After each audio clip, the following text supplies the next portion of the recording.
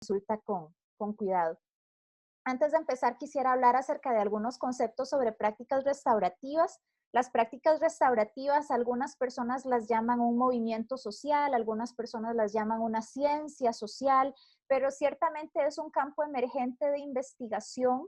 Surge con la justicia restaurativa a mediados del siglo XX. En Costa Rica hay una ley de justicia restaurativa. Sé que en México también se trabajaba mucho desde la parte judicial penal. Y a finales de los años 90 ya empieza a surgir todo un movimiento y toda una inquietud de pensar, bueno, si la justicia restaurativa es una respuesta evolucionada, social y sensible para lo que es el trabajo con juventud y con población adulta en el sistema penal, ¿cómo no vamos a incorporar todas estas prácticas en lo que es el sistema escolar? Algunas personas dirían que desde lo preventivo, pero yo insisto que no es solo prevenir que algo malo pase, sino desde lo comunitario. ¿Cómo podemos abordar la ciudadanía desde una perspectiva más crítica, comunitaria y reflexiva? El IIRP, esas son las siglas de, en inglés, International Institute for Restorative Practices, que es el Instituto Internacional de Prácticas Restaurativas. El rol que yo tengo en el instituto es ser la persona de contacto o de extensión a comunidades de habla hispana, y existe desde hace más de 20 años como una plataforma para compartir experiencias a través de conferencias y congresos. El IIRP hace conferencias internacionales donde la gente viene y comparte qué hemos hecho en mi escuela, qué hemos hecho en mi país, qué hemos hecho en diferente investigación sobre prácticas restaurativas, y generar ese sentido de comunidad. En este año, justo antes de que iniciara lo de la pandemia, hicimos una conferencia en Ciudad de México y tuvimos representación de varios países latinoamericanos. Trabajamos desde hace ya varias décadas en lo que es formación y desarrollo profesional en centros educativos, es decir, le damos capacitación a docentes sobre cómo implementar prácticas restaurativas. Y tenemos una facultad de posgrado que ofrece una maestría que se ofrece solo en inglés sobre prácticas restaurativas orientada a la investigación-acción, que es la maestría que yo saqué que les mencionó Isra. Y ahorita estamos haciendo un trabajo muy importante. Ya veníamos haciéndolo desde el 2018, pero especialmente ahora con toda la situación de la crisis sanitaria internacional, acerca de cómo la salud comunitaria puede tener enfoques restaurativos basados en la evidencia. Entonces ya no estamos hablando solo de prácticas restaurativas para resolver conflictos, sino enfoques para tener diálogos intersectoriales, intercomunitarios para poder resolver los desafíos que enfrentamos.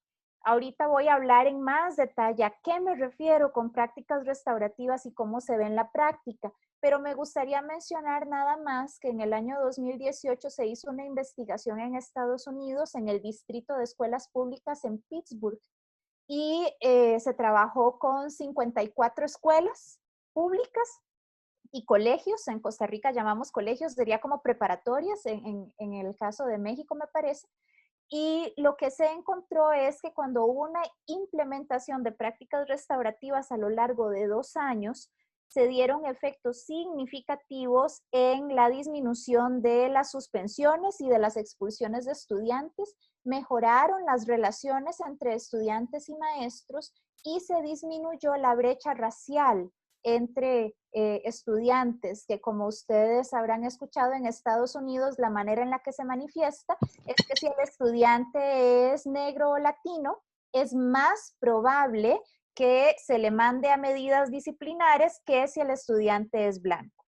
Y en el caso de esta investigación fue interesante porque IIRP no se había especializado de manera formal en lo que es diversidad, equidad e inclusión, pero encontramos que a través de prácticas más relacionales, más comunitarias, los conflictos y los problemas de conducta se resolvían de una manera en la que no se le saca al estudiante del aula, y al no sacarlo del aula podemos mantenerlo en lo que es el ejercicio educativo. Entonces, bueno, un problema recurrente que tenemos, y eso lo vamos a conversar con más detalle ahorita, es que muchas de las prácticas restaurativas que yo les voy a explicar en esta charla tienen que ver con palabras, tienen que ver con que las personas hablen y con que las personas se escuchen. Y eso ya nos presenta una serie de problemas muy importantes cuando estamos hablando acerca de inclusión. tiene que ver con problemas con lenguaje, tiene que ver con problemas con acceso, tiene que ver con problemas tal vez de la realidad socioemocional que está viviendo la persona, o tiene que ver con el manejo que pueda tener la persona acerca de ciertas habilidades sociales.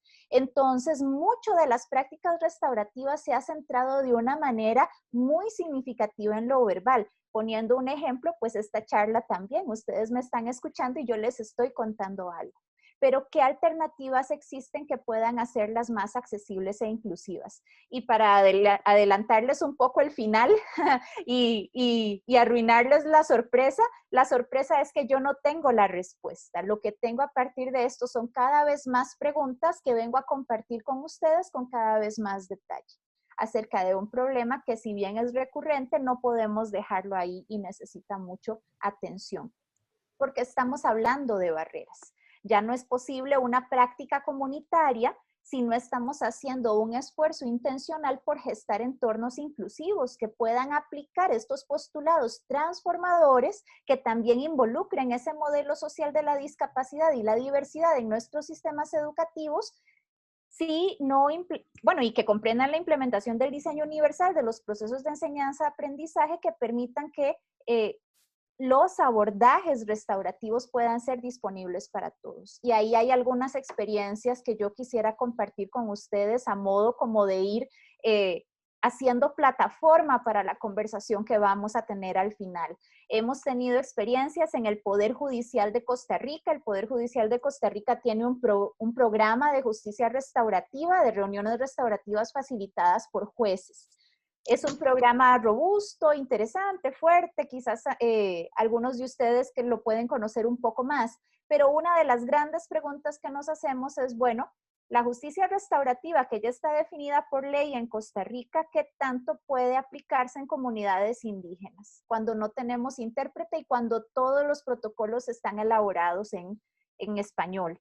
Si estamos hablando, por ejemplo, aquí puse algunos ideogramas Bribri Cabécar, que son algunas de las lenguas indígenas que se hablan acá. ¿Qué pasa en temas de género también? Hay una investigación muy interesante que se hizo en Canadá hace más de 10 años sobre una situación de crimen donde estaban involucradas unas personas adolescentes. La investigación se hace acerca de cuál fue el manejo mediático, cómo los medios de comunicación manejaron esta situación donde se buscó hacer justicia restaurativa, es decir, en lugar de meramente mandar a las personas a la cárcel, buscamos que hagan un plan de reparación del daño que han causado. Y lo que se encontró es que a nivel de medios de comunicación, el remordimiento o el arrepentimiento que mostraban las personas adolescentes era mejor recibido si venía de un hombre. Pero si el remordimiento venía de una adolescente mujer, se pensaba que era manipulación. Entonces, ahí hay todo un tema interesante de barreras que tienen que ver con el género. En un año como este, pues hablamos de barreras tecnológicas importantes. ¿Qué tanto ustedes me pueden escuchar bien o me escuchan entrecortada? ¿Qué pasa si Zoom nos saca de la reunión o si se va la luz? O hablar inclusive de la suposición de que todos tenemos acceso a Internet. ¿Y eso qué significa? ¿Qué significa para nuestros estudiantes? En prácticas restaurativas, el lenguaje verbal y no verbal ha sido una parte muy importante de la práctica, pero está asumiendo que las personas entran en una neurotipia donde todos tenemos la misma manera de expresarnos y de dar y de recibir mensajes. Y eso no es generalizable. Estamos hablando de cuestiones que tengan que ver con el idioma, como por ejemplo, qué tanto podemos tener interpretación. En mi caso, yo hablaría del ESCO, que es el lenguaje en señas costarricense, pero de lo que es comunicación en señas, o sensibilidad al trauma. Hay ciertas personas que en una situación restaurativa, por ejemplo, donde tienen que reunirse cara a cara con una persona y tener una conversación, puede ser que sus situaciones de trauma afloren en esa situación y qué tan sensibles somos para recibirlas. Además de los trastornos emocionales que podemos enfrentar. En un año como este ya hablamos acerca de la segunda pandemia, que son los trastornos del estado del ánimo, trastornos de ansiedad, trastornos de depresión. Estamos hablando entonces de diferentes barreras, porque como sabemos, la discapacidad es una realidad social. no está en la persona, sino en el ambiente o el entorno que no está haciendo todo lo que necesita para sobrepasar las barreras que le permitan a la persona poder vivir en su máxima potencialidad sus oportunidades de desarrollo. Sin embargo, aunque yo mencioné que las prácticas restaurativas tienen mucho que ver con lo verbal y con las conversaciones, yo sí quisiera detenerme un momento para hablar acerca de qué entiendo yo por prácticas restaurativas. Y si alguno de ustedes ha tenido charlas conmigo en el pasado, esta es una parte que yo repito un poco y que la uso en todas las charlas, pero es como para poder establecer un lenguaje común. Cuando hablamos de prácticas restaurativas, ¿de qué estamos hablando? Porque, por ejemplo, si yo hablo de restauración dental, es decir, yo voy al consultorio del dentista y tiene un folletito que dice restauración dental y cuánto cuesta. Ahí él se está refiriendo o ella se está refiriendo a cómo va a restaurar una pieza dental que se rompió. Si hablamos de restauradores de arte, por ejemplo, en Costa Rica tenemos en el Teatro Nacional personas que su profesión, su carrera es restaurar piezas de arte porque se han deteriorado o han recibido algún tipo de daño. Entonces, son restauradores de esculturas o de pinturas. Entonces, si yo hablo de prácticas restaurativas, yo estoy hablando de restaurar ¿qué? Porque parto de la premisa de que si hay que restaurar es porque algo se rompió, es porque algo no ha alcanzado su integridad. Lo primero es entender que hablamos de prácticas restaurativas porque reconocemos que vivimos en una sociedad que por naturaleza es injusta y es desigual. Y ahí me agarro un poquito de lo que es la experiencia también de la comunicación no violenta, de la cual habla Marshall Rosenberg. Cuando Marshall Rosenberg escribe su libro Comunicación no violenta, un lenguaje para la vida, él menciona, creemos en la comunicación no violenta porque reconocemos que el mundo es violento. Con las prácticas restaurativas es parecido. Reconocemos que vivimos en una sociedad injusta y desigual y por tanto las prácticas buscan restaurar. ¿Restaurar qué? Tres cosas. Buscamos restaurar la dignidad de la persona. Siempre buscamos tener un enfoque orientado a la dignidad humana desde los afectos y que siempre separa la conducta de la persona. Una cosa es lo que la persona es y otra cosa es lo que la persona hace. Y en una práctica restaurativa puede ser que, digamos, usted necesita revisar su conducta o necesitamos hablar acerca de cómo este comportamiento nos hace daño, pero la persona siempre es valiosa e importante.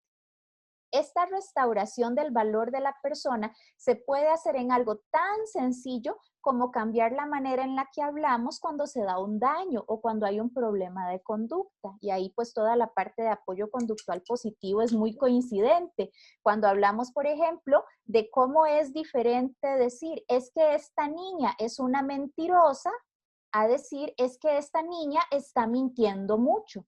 ¿Ven cómo cambia la diferencia, verdad? ¿Ven cómo cambia el lenguaje? O, por ejemplo, cuando nosotros decimos, por ejemplo, este chiquito es un problemático, a decir, este chiquito está incurriendo en mucho problema de conducta.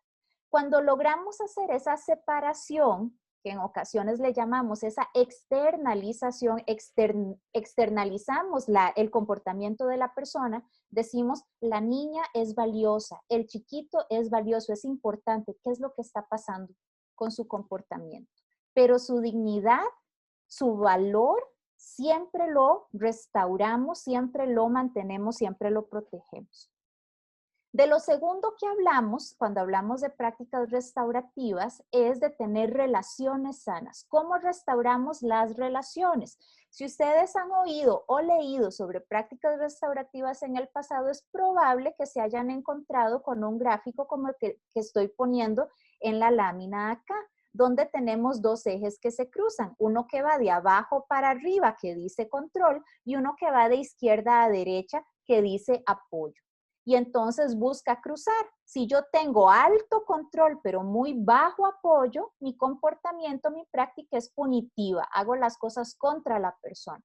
Si tengo un bajo control y también un bajo apoyo, mis prácticas van a ser negligentes porque no estoy haciendo realmente nada.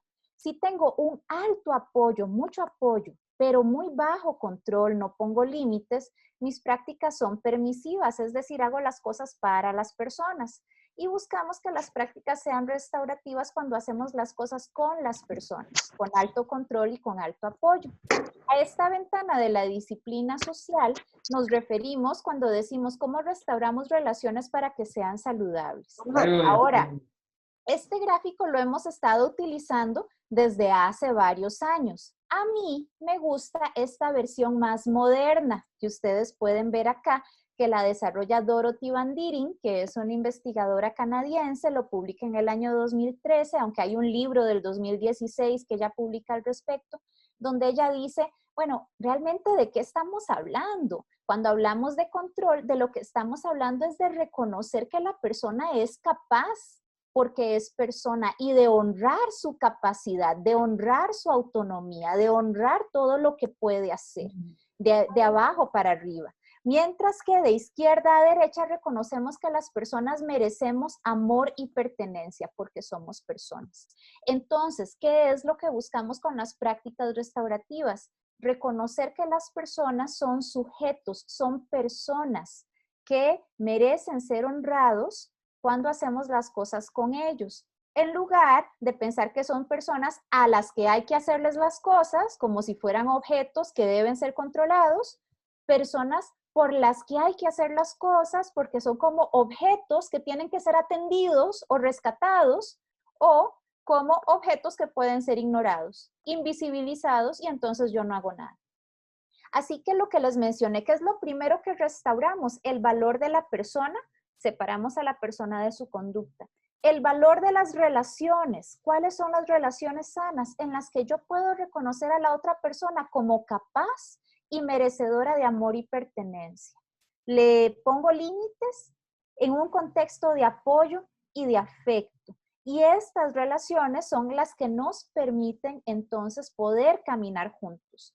Como ustedes pueden ver, una relación restaurativa de este tipo no es algo que yo definí en una conversación, que conversamos un día y ya quedó bien, sino que requiere de esa constante tensión, de ese constante revisar, de ese caminar cada día. Significa un esfuerzo permanente, no un acomodarnos en que esto es una fórmula sencilla y ahí va la vida, se va a acomodar sola. No, requiere de involucrarnos de manera muy intencional.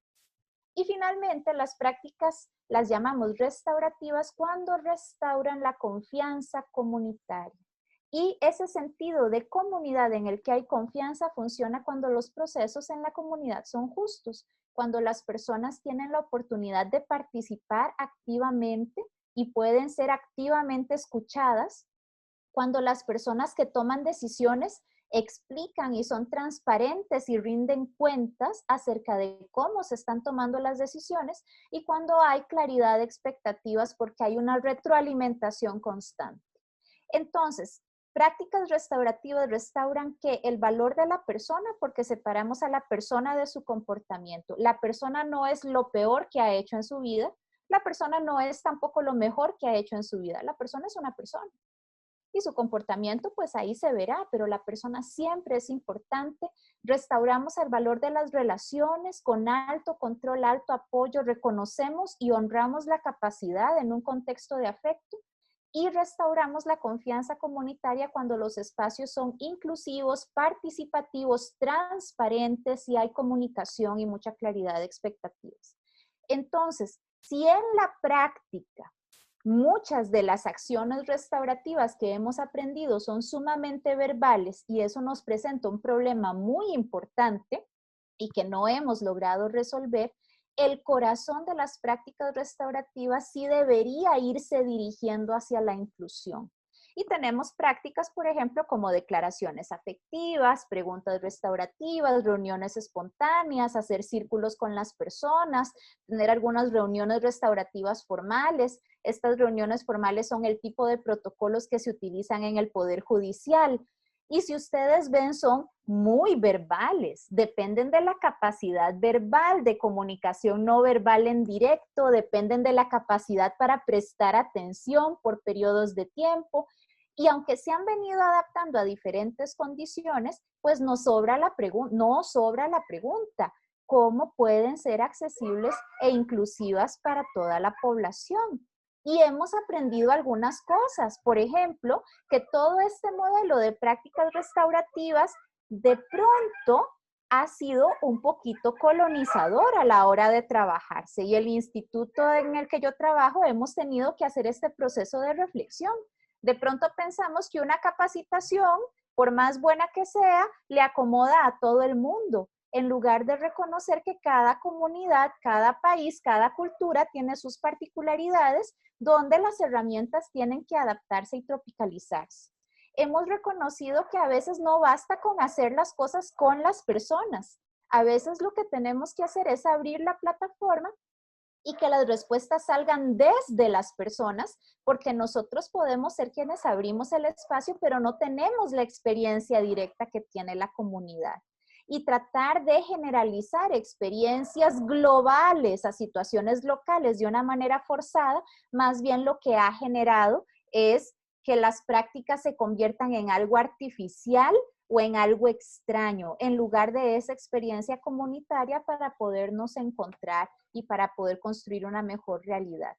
Además, en el trabajo con docentes y directores nos hemos encontrado que de pronto las prácticas restaurativas se utilizan mucho desde un adultocentrismo, ¿verdad? Entonces yo tengo estas técnicas lindísimas para conversar con las y los estudiantes, pero de pronto no las uso para que ellos participen activamente de la escuela o para que opinen sobre su realidad o para que se involucren como ciudadanos, sino que las tengo para mantener el orden, para calmar al chiquillo y que no me genere mucho problema. Entonces, manejo la conducta local, pero no tengo ese espacio social, transformador y crítico que queremos transmitirle a las personas menores de edad.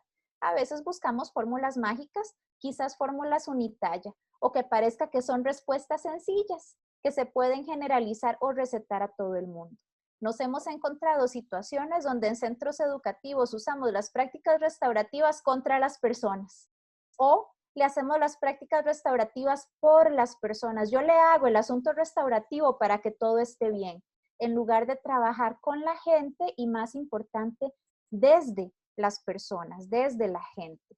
Y ahí es donde no podemos perder esa visión sistémica de que ninguno de nosotros, de nosotras, está aislado. Cada persona, este es el gráfico de lo que es el desarrollo ecológico según Uri Bronfenbrenner. Y aunque se refiere al desarrollo del niño, aplica para cada uno de nosotros. Cada persona tiene una interacción con su microsistema, que es su sistema familiar, con su mesosistema, donde hablamos de otros sistemas más pequeños, el barrio, los amigos, la comunidad religiosa, la escuela y otros sistemas más amplios, como los medios de comunicación, el sistema educativo, el gobierno, todo lo que son centros comerciales y, por supuesto, los momentos históricos que estamos viviendo. Entonces, pretender que las prácticas restaurativas son solo para poner orden en la clase, en lugar de pensar que son una herramienta para generar ciudadanía e inclusión, tiene que reconocer que cuando hablamos de prácticas restaurativas tenemos que tener esa sensibilidad social de que no basta con que yo genere transformación en el aula. ¿Cuál es el nivel de organización que nos está haciendo falta para de verdad tener voz y práctica en la transformación y el mejoramiento de la sociedad? Porque todos estamos interconectados. Y ahí es donde si ven de fondo que pongo una telaraña, ¿verdad? Si yo muevo uno de las hebras de esa telaraña, todo se mueve. Y si rompo una, puede ser que todo se caiga. Pero el asunto es que no podemos trabajar o ver estos fenómenos en aislamiento. Y es parte de reconocer esa noción de que yo no trabajo con las personas desde esta perspectiva asistencialista. Aquí vengo yo a ayudarle a usted que me necesita, sino poder reconocer esa visión sistémica de que somos interdependientes y que nos apoyamos unos a otros porque como sociedad somos interdependientes. Entonces, bueno, aquí yo lo que tengo son un montón de preguntas. ¿Cómo podemos tener prácticas restaurativas que sean sensibles al trauma, siendo que no todas las personas que las practican necesariamente pueden ser psicólogas y psicólogos? Y no se trata de que personas que no tengan la formación empiecen a hacer terapia, pero sí de reconocer que post pandemia vamos a tener un montón de situaciones muy complicadas con las que vienen los niños y las niñas, que ya existían desde antes, pero que se han agravado y que de pronto no estamos preparados para entender. También entender que estamos viviendo una situación social con un impacto en los temas de violencia de género significativo. Por lo menos en Costa Rica, todo lo que es la situación de me enredé con la palabra, de manejo de territorios indígenas es sumamente convulsa. La accesibilidad a Internet ha hecho aún mucho más grandes las brechas educativas y yo hablo de mi país, ustedes me pueden hablar de cómo será la situación de ustedes, pero empieza a pasar con el tema de acceso a Internet o disponibilidad de recursos de Internet, pues un poco lo que decía la Biblia, hablando de otras cosas muy diferentes, pero cuando dice es que al que ya tenía ahora se le da todavía más y al que no tenía hasta lo poquito que tenía ya se le quitó. ¿Verdad? Y además de las preguntas recurrentes acerca de accesibilidad y acerca de poder abordar, tener espacios educativos que sean sensibles e inclusivos. Knight y Wadwa desde el 2014 hablaban acerca de que un modelo reflexivo de justicia restaurativa crítica propone prácticas en las que la persona no se limite a reflexionar sobre su conducta. No se trata solo de que yo le pregunte al estudiante por qué le hablaste feo a tu compañero, sino que motivamos el reconocimiento de las relaciones que hay entre esa conducta, su comunidad escolar y el sistema más amplio en el que coexiste. No significa que no vamos a poner límites, no significa que no vamos a tener ejercicios muy específicos y puntuales de apoyo conductual positivo y también de generar seguridad y límites entre los y las estudiantes, pero sí tratar de pensar qué hay detrás en la situación de este estudiante o de esta estudiante que hace que maneje tanto resentimiento. Y ahí una de las cosas que les puedo mencionar de ejemplo es un ejemplo muy externo y foráneo a nosotros, porque es un ejemplo de Estados Unidos, pero es un ejemplo que observa Hilary Lustig en el año 2017, cuando hay este estudiante que siempre lo sacan de la clase de su profesor, creo que era su profesor de estudios sociales, pero lo que estaba pasando es que este profesor de estudios sociales hacía comentarios un poquito racistas y entonces este estudiante se lo contestaba. Pero al final lo que hacen es que suspenden al estudiante, castigan al estudiante. Se utiliza la práctica restaurativa para que el estudiante entienda que tiene que respetar a sus mayores, pero no se aborda el tema subyacente del racismo que está allí. Entonces, ¿cómo podemos abordar ese sistema más amplio en el que estamos coexistiendo? Y ya para ir finalizando, me gustaría presentarles este modelo que es muy interesante. Esta lámina no es mía, la traduje al español y la adapté un poquito con permiso de la doctora Gina Abrams, que es la que la diseñó, hablando acerca de salud comunitaria, donde dice, bueno, ¿cómo involucramos a miembros de la comunidad? Y ahí es donde yo les digo sobre tal vez el tema de inclusión y trabajo de personas con discapacidad o diversidad funcional. Yo no conozco el tema, no soy experta en el tema, puedo aproximarme un poco, pero la verdad es que no sé. Entonces, la pregunta es, bueno, trabajamos desde un enfoque de salud comunitaria, que es el enfoque en el que con la comunidad trabajamos con ellos, con ellas o desde lo que ellos y ellas propongan, o trabajamos desde un enfoque de salud poblacional. ¿Cuál es el salud poblacional? Cuando yo le hago las cosas a las personas o hago las cosas por las personas. Y ella menciona que el enfoque de salud comunitaria va a ser este que enfatiza los esfuerzos colectivos de las personas que probablemente ya existen y que tal vez tienen mucho tiempo de existir y de fortalecerse. A veces de pronto hace falta que se articulen o que se expongan a otros contextos, pero ya están allí. Que miembros de la comunidad puedan ser colectivamente empoderados para que aborden las vulnerabilidades autoidentificadas. Y entonces, en lugar de venir yo a decir, ustedes tienen un problema con esto, poder entender junto con las personas, bueno, ¿cuáles son los principales problemas acá? Por ejemplo, tal vez que tengan que ver con educación, con empleabilidad, con accesibilidad, con seguridad pública, y de ahí que también algunas de las problemáticas sobre el tema de discapacidad que yo traigo, pues las menciono de Costa Rica, que es lo que conozco, pero yo no me atrevería a a presentar cuáles son los principales desafíos que tienen ustedes. Más bien me interesa mucho poder escucharlos ahora al final. Las intervenciones y propuestas surgen de los miembros de la comunidad y se abren espacios colaborativos e intersectoriales. Y ahí algo que tenemos que tener muy presente es que no hay una sola persona, una sola institución o una sola disciplina que sea suficiente. Necesitamos colaborar para sobrevivir de manera interdisciplinaria, intercomunitaria y dándole a las mismas comunidades voz y participación protagónica. Porque ¿qué es lo que pasa si no? Caemos en lo de siempre, que son los enfoques de salud poblacional, los abordajes motivados por resultados para manejar las condiciones de un grupo específico o de individuos. Ahí, en Costa Rica se ha hecho toda una transición de lo que es moverse de un modelo asistencialista en el trabajo con la población adulta mayor a un enfoque orientado a derechos. ¿Por qué? Porque se hablaba mucho acerca de cómo manejamos las condiciones de los viejitos, de los ancianos, en lugar de, desde un enfoque basado en derechos, trabajar con la población acerca de cuál es la situación que ellos necesitan para poder ejercer su vida y su ciudadanía de una manera digna. Un enfoque de salud poblacional se orienta a monitorear indicadores del estado de la salud y las intervenciones tienden a ser dirigidas por organizaciones externas que están fuera del grupo meta y a veces forzadas. Como funcionó en Finlandia, entonces vamos a hacerlo aquí, ¿verdad? En lugar de tratar de pensar qué nos puede funcionar. Habría sido, por ejemplo, un gran desacierto que, digamos, trabajáramos con solo modelos que han funcionado en contextos muy diferentes al nuestro.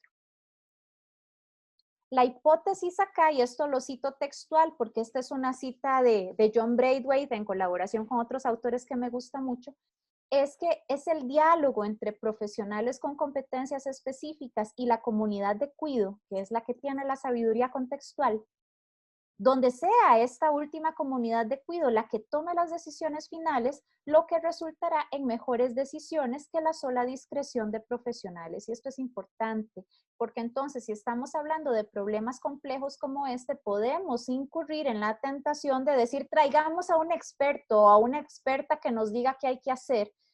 No, podemos traer a personas que tal vez nos orienten con nuevos panoramas o nuevas informaciones, pero es la comunidad de contexto la que va a saber cómo manejar cada uno de sus desafíos. Ahora, por otro lado, sí es importante que las comunidades contextuales puedan retroalimentarse y guiarse con personas que tienen competencias específicas y estudios especializados basados en la evidencia.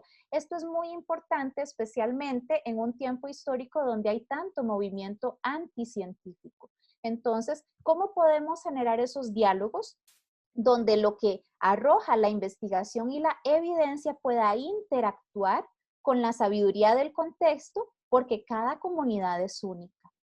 Aquí traigo esta frase que me gusta mucho, está en inglés, pero la voy a leer en español, que dice, si me das un pescado, me alimentaste por un día, si me enseñaste a pescar, me alimentaste, o hasta que se contamine el río, o hasta que la bahía sea tomada para un desarrollo industrial. Pero si me enseñas a organizarme, entonces cualquiera que sea el desafío, podré unirme junto a mis pares y diseñaremos nuestra propia solución. Entonces, se trata de cómo fortalecer la comunidad para abordar la incertidumbre en conjunto. Y ahí es donde, aunque las prácticas restaurativas de manera específica necesitan madurar para volverse más inclusivas y más accesibles, sí nos están presentando una forma de ver el mundo basada en restaurar la dignidad de las personas, restaurar relaciones sanas, restablecer confianza comunitaria, que son principios claves que nos pueden permitir organizarnos para diseñar soluciones que nos permitan construir una sociedad más justa. Así que, para ir cerrando, la conclusión es, bueno, ¿hacia dónde vamos a partir de acá? Y yo no tengo una respuesta, lo que tengo es nada más esa gran pregunta. Antes de dejar de compartir mi pantalla, pues ahí quería compartir mi correo nuevamente y esta frase de Margaret Mead, la famosa antropóloga que me encanta, que dice, Nunca dudes que un pequeño grupo de ciudadanos y ciudadanas reflexivos y comprometidos puede cambiar el mundo. Sin duda, es lo único que alguna vez lo ha hecho. Y regresándome a esa pregunta de hacia dónde vamos, con eso es que yo cierro mi participación en este momento para abrirme más bien a sus preguntas, consultas, comentarios. Claire, tenemos una persona que quiere participar, es nuestro compañero Daniel López, Daniel Palacios, perdón, es de El Salvador, pero antes de su participación, desde Ser Inclusión México, creo que tenemos una pregunta bastante importante, a ver si la podemos analizar. Eh, Cuando te escribí para el contacto, para la colaboración, recuerdo que te mencioné que en México buscamos mucho restaurar el término de discapacidad, porque como durante la historia ha existido mucha opresión hacia nuestro grupo, hay personas con discapacidad que se creen esta historia que les han vendido de que la discapacidad es la limitación y no la barrera social. Entonces, ¿cómo crees tú que podamos restaurar o qué prácticas restaurativas se pueden implementar para poder hacer este cambio de paradigma en el término discapacidad, o sea, en la implementación del modelo social de atención, por ejemplo? Sí, tal vez comenzando con esa consulta, Israel, y muchas gracias por plantearla. Yo creo que yo no soy la mejor persona para contestarla. No solo Ujú. no es mi campo de especialidad, sino que yo también estoy en ese mismo camino de sensibilización, pero sí te puedo compartir un poco de mi experiencia. Yo soy profesora de psicología en la Escuela de Orientación y Educación Especial. Aunque mis Ujú. cursos son de psicología, sí tengo estudiantes de educación especial que están en primer ingreso. Así es como se llama la carrera. Y por lo menos en Costa Rica también hay conversaciones acerca del uso del término. En Costa Rica todavía se utiliza persona con discapacidad, aunque sí se habla acerca del concepto de diversidad funcional. Y lo que nos hemos encontrado, lo que yo me he encontrado, por lo menos con mis estudiantes, es que ellos lo que me manifiestan es mucho temor de que si usan el término incorrecto, lo que van a experimentar es censura y rechazo. Por supuesto, Ujú. estos son estudiantes universitarios muy jóvenes, un poco inmaduros, tal vez su pregunta o su temor es un poco egocéntrico, pero algo que nos ha ayudado mucho es tener espacios con la misma comunidad, con personas que comenten sobre su experiencia o personas que han trabajado con todas estas temáticas por muchos años para tener conversaciones de qué es lo que está detrás de los términos, en lugar de nada más memorizar cuál es el término adecuado, Adecuado, ok. y no tener la reflexión de qué es lo que está detrás de por qué el término va evolucionando. Entonces, por ejemplo, con mis estudiantes, uno de los ejercicios interesantes que tenemos es cuando hablamos acerca de por qué nos movemos de hablar de necesidades educativas especiales a hablar sobre barreras. Y entonces tenemos esta conversación que le da como ese carácter histórico, ese carácter también de ponerle rostro, de ponerle historia, de conectarse con qué es lo que está detrás, en Ujú. lugar de, y ahí lo digo con todo el respeto, pero que es una expresión que oigo a menudo, ¿cómo es que se dice ahora? ¿Verdad? Que ya lo convierte entonces en una práctica más mecánica y superficial. Yo creo que es Claro. como rescatamos esa parte relacional. Lamentablemente, eso a menudo lo que significa es que la gente espera que sea la comunidad la que habla esos espacios para educar a la población, en lugar de que la gente tome ese rol proactivo de educarse, que sería Es lo que no ideal. existe una cultura de la discapacidad en los países latinoamericanos, es lo que ocurre. La gente no está acostumbrada a tomar esta clase de cursos, por ejemplo, en los cuales buscamos generar ambientes inclusivos y respetuosos. Ujú. Algo que ayuda, y hablo nuevamente de mi contexto porque es el que conozco, es que en Costa Rica todo lo que es la carrera de educación especial se ha venido incorporando a lo que es el trabajo con la población estudiantil en general, aunque por Ok. supuesto con la sensibilidad a las situaciones ¿verdad? A diferentes tareas específicas. Pero entonces eso les está dando una plataforma para que tengan una voz más protagónica en la cultura escolar y en el clima escolar. Y eso es una oportunidad buena para la educación de la población educativa en general.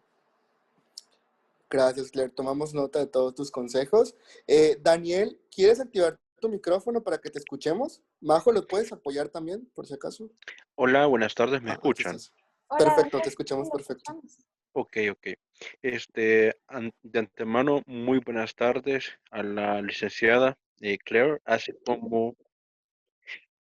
como al licenciado Israel y a cada uno de los organizadores. Bueno, yo soy estudiante de la licenciatura en Sociología de la Universidad del Salvador.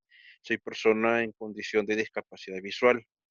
Me parece muy interesante el tema compartido el día de ahora, las prácticas restaurativas. Es un tema totalmente nuevo para mi persona, muy enriquecedor, el cual me deja muchas expectativas, puesto que acá en mi país se maneja todavía el modelo médico rehabilitador en todos los niveles sociales, aunque tenemos recientemente aprobada la nueva ley especial de inclusión, pero hace falta mucho por hacer.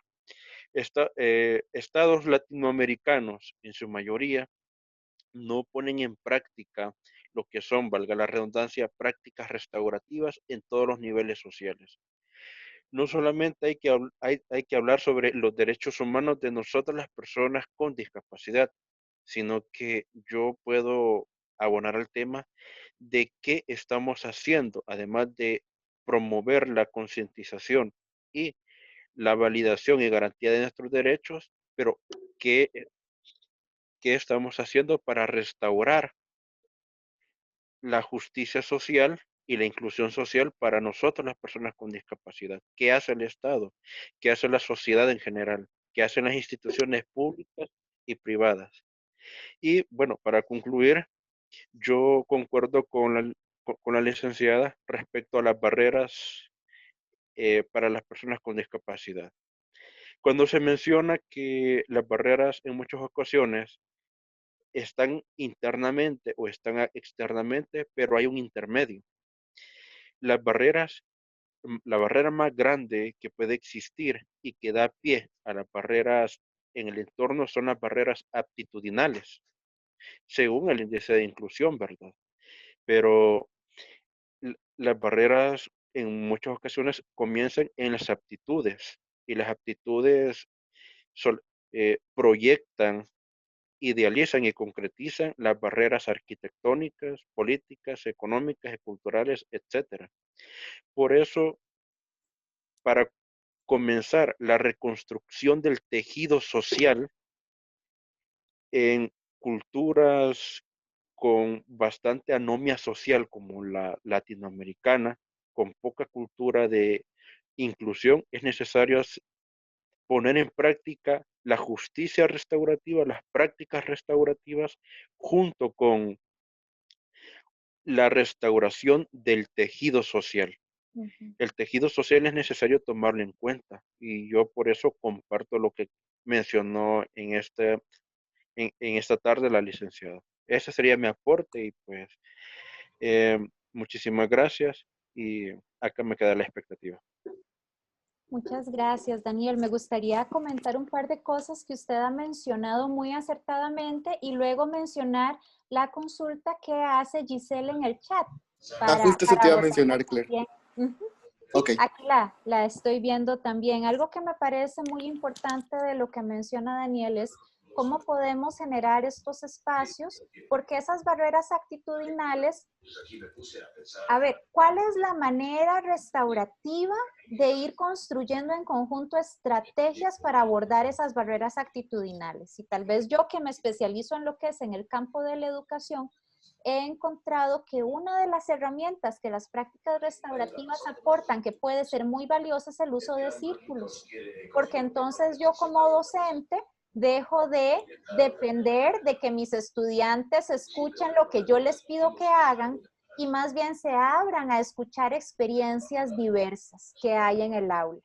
Pero cuando hacemos los círculos de manera sistemática, de manera consistente, le vamos enseñando a los y las estudiantes herramientas como la escucha activa, como reconocer que hay realidades diferentes a la de él o ella, a convivir con opiniones diversas y con el desacuerdo, y todo eso nos ayuda a irles dando herramientas para lo que a mí me gusta llamar una ciudadanía afectiva que sea abierta al otro.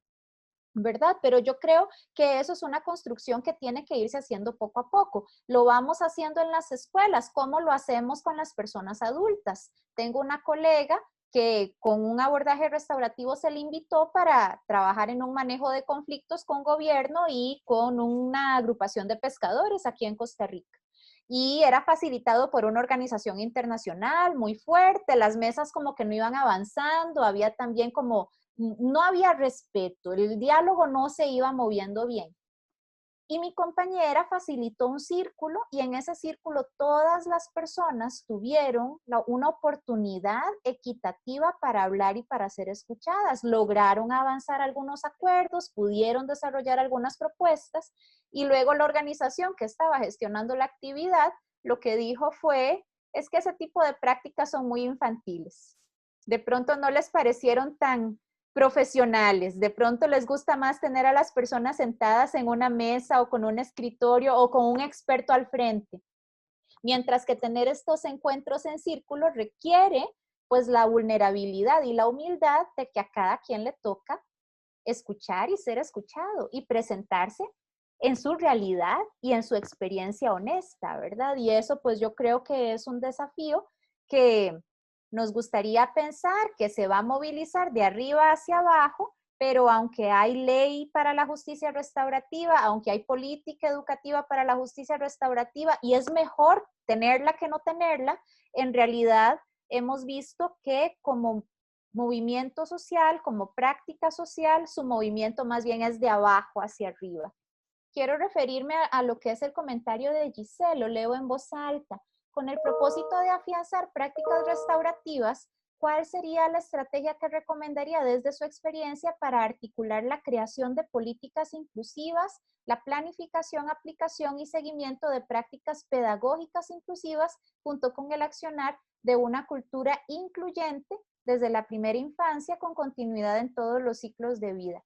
Me parece que es una excelente pregunta. Yo no tengo el contexto para responder de acuerdo a la realidad de cada uno de sus países. Yo puedo responder desde Costa Rica. Me parece que una de las principales cosas que uno tiene que hacer es honrar las buenas prácticas y los esfuerzos ya existentes. En Costa Rica, por ejemplo, contamos con una jurisprudencia robusta en temas de legislación para la discapacidad y protocolos para su cumplimiento. Para justicia restaurativa hay una ley, las leyes que tienen que ver con educación o con justicia penal juvenil. Tenemos como una jurisprudencia muy robusta que haría realmente irrelevante tratar de venir a diseñar toda una ley nueva. Pero de pronto las diferentes cosas buenas que existen están como desarticuladas o de pronto muy burocratizadas. Así que las estrategias yo creo que tienen que ver con cómo podemos generar espacios para que diferentes personas que trabajan de una manera muy activa y protagónica en cada una de estas esferas puedan conversar. Y ahí les comento un ejemplo. En justicia penal juvenil, en Costa Rica sí se trabaja justicia restaurativa en algunos casos de bullying o de acoso escolar que se han judicializado en penal juvenil, es decir, ya estamos hablando de la corte. Pero en centros educativos el bullying se considera como algo para lo que no se puede hacer justicia restaurativa. Y hay diferentes razones para ello. Pero entonces es interesante cómo podemos traer a las personas que trabajan con el Ministerio de Educación Pública a tener paneles, conversatorios, experiencias con personas que trabajan en penal juvenil y que puedan reconocer cuáles son esas contradicciones que existen. En Costa Rica, por ejemplo, también yo he trabajado en investigación con lo que es el Centro de Privación de la Libertad de Personas Menores de Edad, y nos hemos encontrado con que aunque esas personas tienen acceso a la educación, no necesariamente están contando con protocolos tan fuertes como los que tienen los centros educativos fuera del centro penal para poder reconocer si existen problemas de aprendizaje. Entonces ahí tenemos una serie de vacíos donde de pronto ese trabajo interinstitucional e intercomunitario están haciendo mucha falta. Así que yo creo que el desafío va por ahí, cómo generar esos espacios de diálogo, de articulación y de conexión. Probablemente en lo que es crear políticas, planificación, prácticas pedagógicas inclusivas, Yo tendería a pensar que ya hay camino recorrido muy interesante en cada país, pero el asunto es cómo se articula, ¿verdad? Y cómo se revisa en conjunto. Claire, tendríamos una participación de un compañero que se llama Josafat. No sé si sigue aquí con nosotros. Josa, ¿quieres activar tu micrófono? Si sigues acá. Sí, perdón, tenía el teléfono lejos. Gracias, Te escuchamos. gracias. Ser Inclusión México, maestra Claire, buenas tardes. Mi nombre es Josafat Cruz, soy mexicano y soy abogado postulante. También soy persona con discapacidad visual.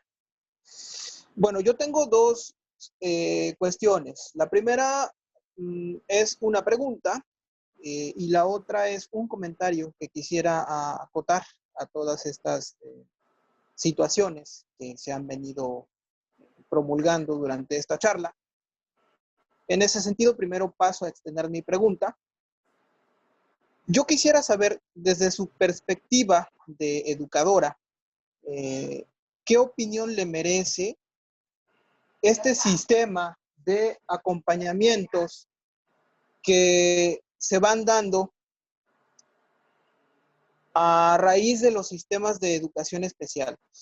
En México, hasta hace poco teníamos un sistema paralelo de educación, que eran los llamados sistemas de educación, en donde existían escuelas de educación especial.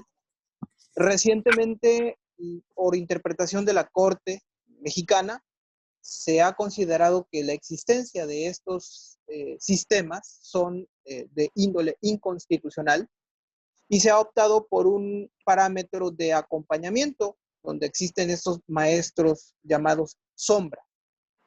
Es ahí donde radica mi inquietud. Quisiera conocer su opinión al respecto. Por favor. Sí, muchas gracias. Nuevamente, no es mi campo de especialidad y creo que inclusive acá muchas personas podrían contestar mucho mejor que yo.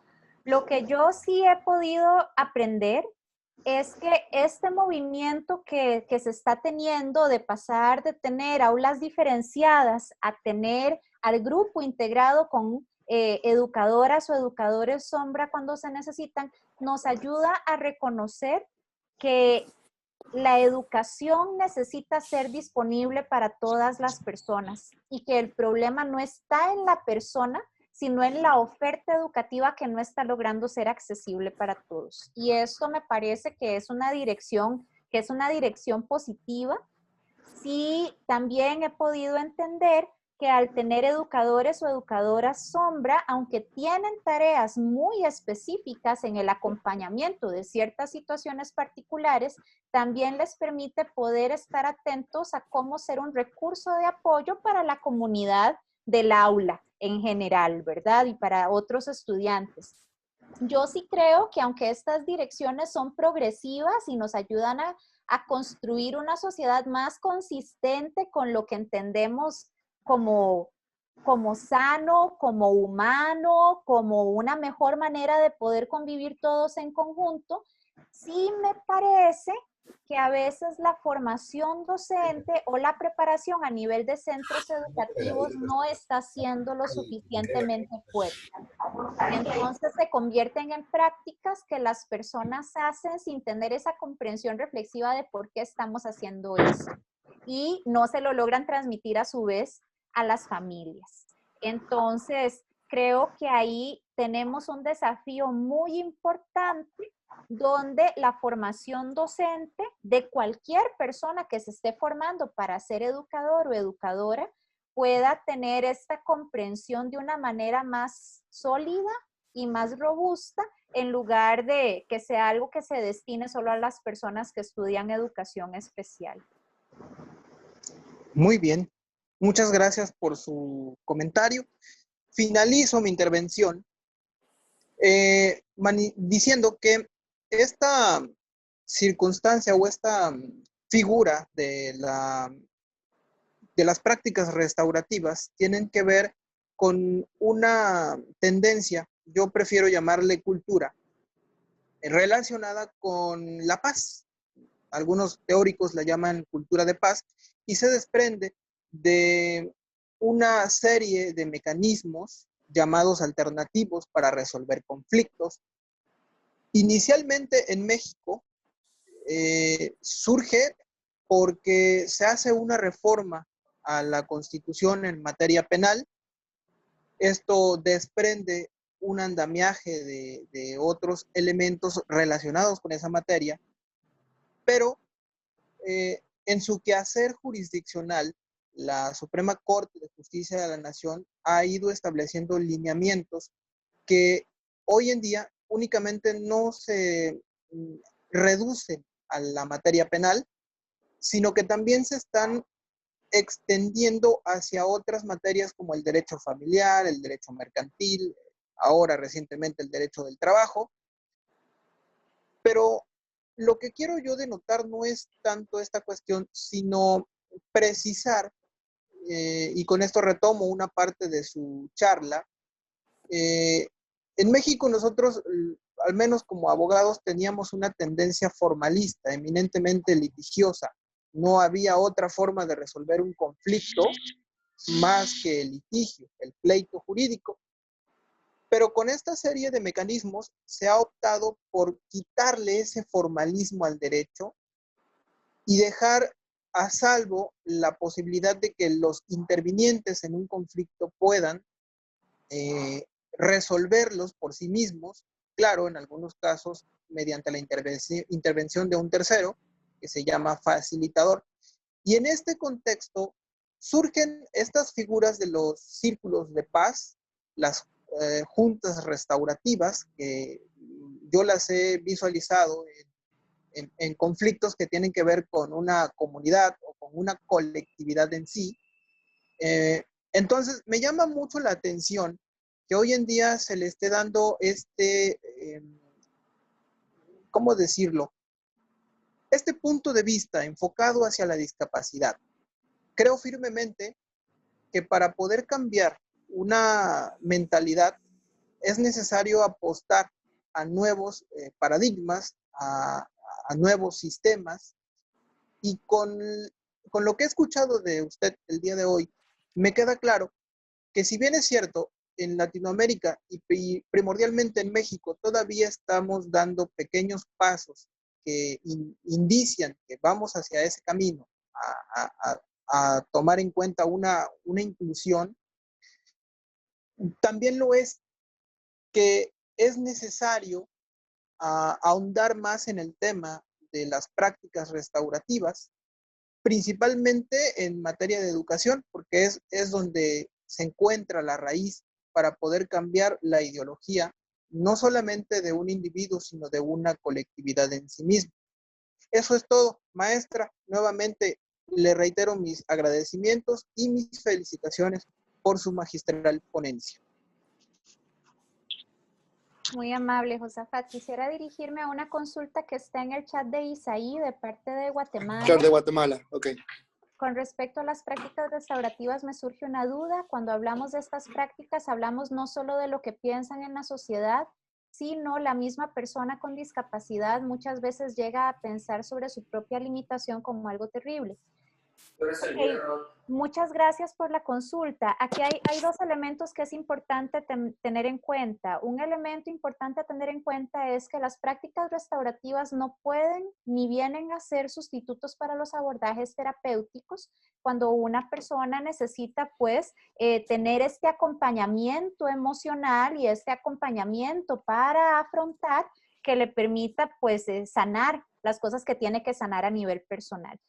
Las prácticas restaurativas sí nos permiten hacer esa intervención primaria a nivel de comunidad educativa, donde la persona que expresa esa sensación catastrófica sobre su experiencia, podamos responder a ella de una manera comunitaria, relacional, empática y muy respetuosa.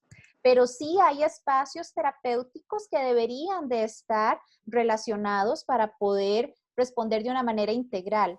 Dicho eso, que la persona experimente su realidad como algo terrible cobra un matiz especialmente sensible cuando hablamos de la discapacidad, porque hay un estigma social que agrava la situación. Y ese es un problema de la sociedad, que la sociedad presenta, que no le presenta de la misma manera a otra persona que estará enfrentando otro tipo de circunstancia. Dicho eso, sé que Daniel quería hacer una Sí. participación y yo ya casi me tengo que retirar. Ok, ¿tenemos tiempo para escuchar a Daniel o vamos cerrando de una vez?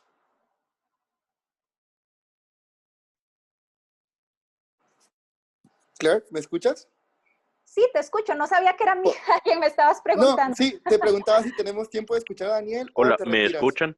No, claro, le Eh, escuchamos. Ok, sí, bueno, Daniel, te voy a ser escuchamos bastante, para ir voy a cerrando. ser, ok. La temática está sumamente interesante. Creo que felicitar a Hacer Inclusión México por esta magistral ponencia. Tengo un millón de preguntas, pero voy a ser breve en una sola. No sé, licenciada, si usted conoce del índice de inclusión, porque algo importante, así como todos los presentes acá conocen de dicho índice, porque Josafat hacía énfasis en algo muy importante. ¿Por qué las personas con discapacidad deben de estar confinados en centros especiales? Sino que lo más importante es, debe de elaborarse comités de inclusión, porque la persona con discapacidad no debe de adecuarse al entorno, sino que debe de ser lo contrario. Y la persona con discapacidad debe de brindar esa accesibilidad que se debe de tener para cómo yo quiero que el entorno se adecue a mis necesidades, porque no podemos adecuar el entorno porque cada persona con discapacidad tiene necesidades relativamente diferentes. Entonces, esa es mi consulta. ¿Cómo podemos poner en práctica, valga la redundancia, las prácticas restaurativas en el aula de clase?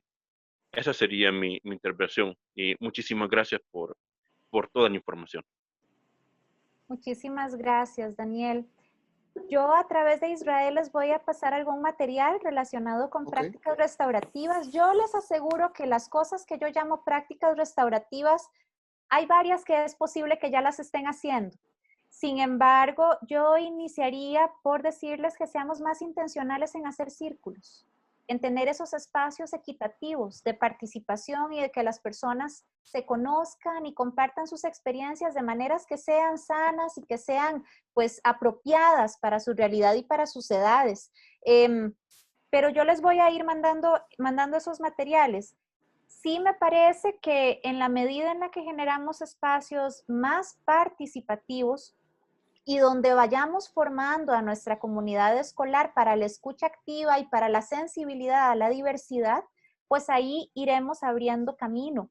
Cada persona tiene sus limitaciones particulares y yo creo que esa es la parte en la que hemos encontrado que estos docentes sombras son muy necesarios para la persona que de pronto no se identifica como una persona con discapacidad, pero que sí tiene una serie de necesidades particulares como bien las tenemos todos.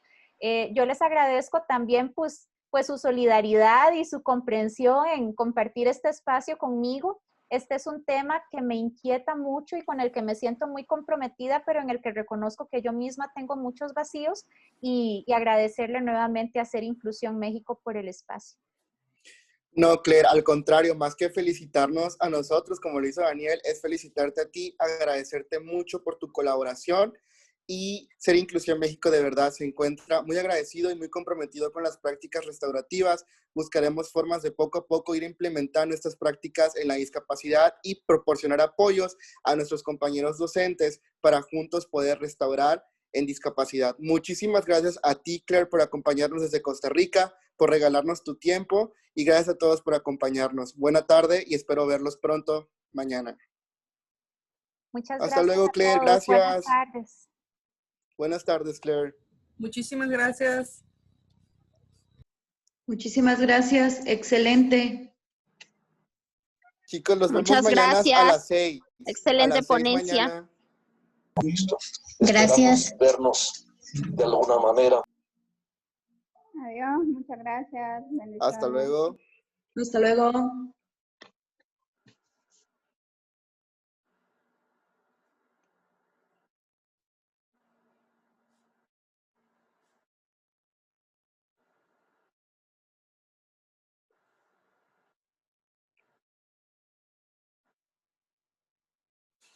Hasta luego, chicos. Mañana a las 6, no se les olvide, vamos a hablar sobre inclusión en la familia, un tema súper importante.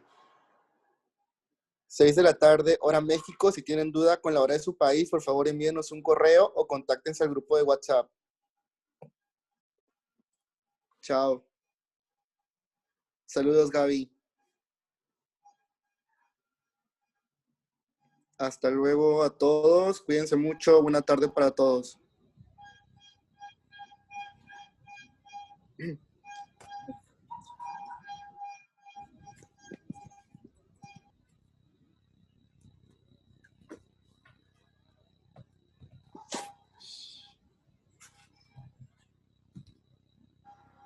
Ale, ¿cuántos quedamos? Permíteme un momento. Ok. Somos 8 personas. Nos vemos mañana. Esperamos tenerlos aquí nuevamente mañana. Chicos, mañana nos vemos con el tema de inclusión en la familia. Vamos a tener una excelente ponente como la de hoy, la psicóloga Trinidad Cruz, una terapeuta con mucha experiencia en temas de círculos, de hecho con personas con discapacidad. Así que nos vemos mañana, esperamos tenerlos aquí. Cualquier duda, cualquier pregunta o situación, favor de escribirnos al correo electrónico o por Facebook.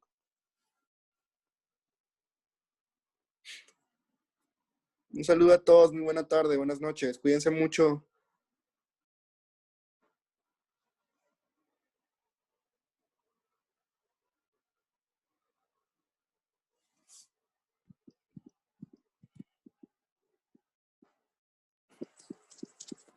Creo que solo quedamos nosotros, ¿no? Ale, hola. Ya. Sí, solo quedamos nosotros. Es que está fallando Pues ya. mucho internet, me da miedo. Ya lo rompiste, nena, no cuidas nada. Malditos pobres. No pagan internet. Oye, ¿cómo salió? Güey, esa mujer no respira. Ay, la amo, güey, la amo. Aunque sí se centró mucho es que ella pues es docente, entonces, pero creo que estuvo bien. Espera.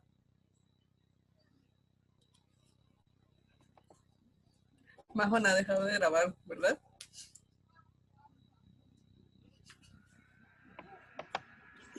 Ya, ¿cómo te atreves? ¿Por qué me silencias?